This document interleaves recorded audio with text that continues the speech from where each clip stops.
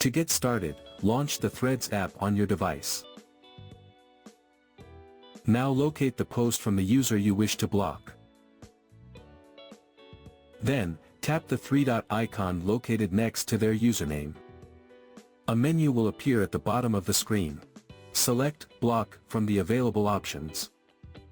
Review the details of what happens when you block the user, then confirm by tapping Block. The user has been successfully blocked. Tap OK to proceed. This method allows you to block users individually, one at a time. Blocking a user on Threads will also block them on Instagram, and vice versa. If you think you have blocked someone by mistake and want to unblock them, tap the profile icon in the bottom right corner. Then, tap the two horizontal lines icon in the top right corner. From the list of options, select Privacy. Now, navigate to Blocked Profiles. You will see a list of all the accounts you have blocked. Tap Unblock next to the person you want to unblock.